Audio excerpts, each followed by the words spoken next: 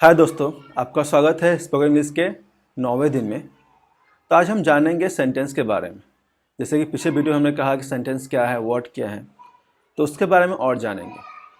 तो सेंटेंस वो group of word जिसका कोई कंप्लीट मीनिंग निकलता है, उसे हम वर्ड कहते हैं। वही सही क्रम में सजा होना चाहिए। जैसे कि हम कहेंगे आई ईट, इसका मतलब है मैं खाता हूँ। तो ये एक सही क्रम में सजा हुआ है, इसका एक मतलब निकलता है।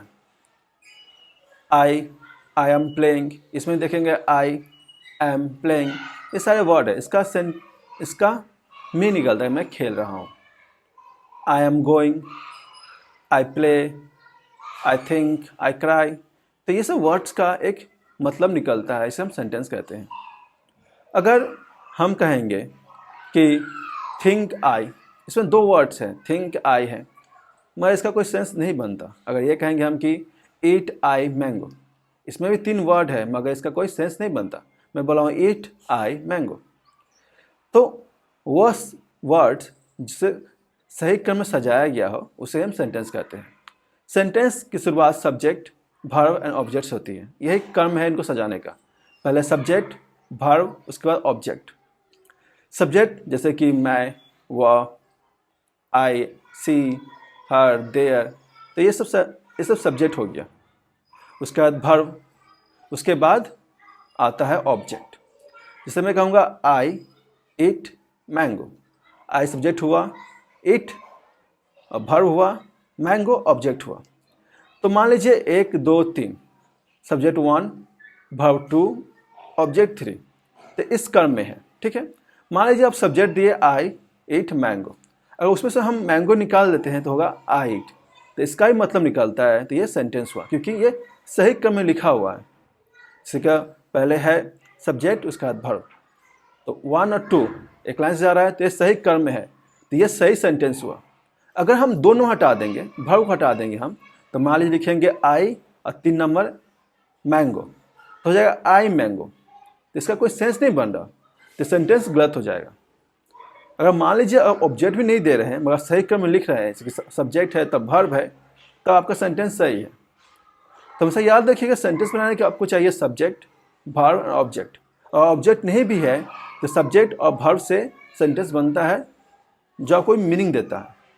तो ये बात याद रखिएगा, ये जिस कॉमन है। आगे आप और जानेंगे तो आप समझ में आएगा क्या मैं कहना चाहता हूँ। तो सिंपल भाषा में वही सब्जेक्ट, वर्ब और ऑब्जेक्ट होना चाहिए एक सेंटेंस में। अगर एक लाइन से लिखा हुआ है तो वो सही, उसे हम एक सेंटेंस कहेंगे। ठीक है। इसके अलावा कॉमन मिस्टेक्स है, जैसे कि मैंने कहा कि लोग लेते हैं आई मैंगो ईट, तो ये गलत कर देते हैं। कभी कभी बोलते हैं कि इज़ रेनिंग, ये सही नहीं है। आप बोलेंगे इट इज़ रेनिंग, पूरा कंप्लीट करेंगे। तो छोटी छोटी गलतियाँ जो लोग करते हैं उसको आप ध्यान न दीजिए। इंग्लिश में सब्जेक्ट होना ज़रूरी है, आपको सब्जेक्ट लेकर ही बोलना पड़ेगा। बोलेंगे I am eating, he is going, she is going, इस तरह से। तो यही है सेंटेंस के बारे में जो मुझे आपको बोलना था। इसके और सारे पहलू हैं जो मैं नोट्स में डाल दूंगा। उसके बाद हम कल से नाउन प्रोनाउन के बारे में सीखेंगे। वीडियो है, शुक्रिया। अगर आपको कोई दिक्कत हो रहा है, आपको लगा कि मैंने गलत कहा, तो आपको मुझे करेक्ट कीजिए। कोई डाउट्स है पूछिए, मैं आपको पूरा मदद करने की कोशिश करूँगा। और एक बात याद रखिए, अगर आपको सीखना है तो बोलिए। जो भी मैं नोट्स देता हूँ, जो भी मैं डिस्क्रिप्शन नोट्स देता हूँ, उसको लिखिए खुद से सेंटेंस बनाइए।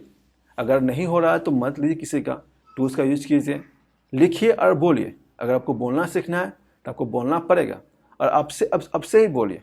मैंने पहले भी कहा था पहले वीडियो में कि डे 1 से बोलिए। सही गलत इससे मतलब नहीं, बस बोलिए। यही शुरुआत है, वही आप बिल्ड कर रहे हैं, क्योंकि बोलना ही आपका एक मेन है। अगर आप स्पोकन सीखना चाहते हैं तो बोलना पड़ेगा। सही गलत हो वो ध्यान मत दीजिए।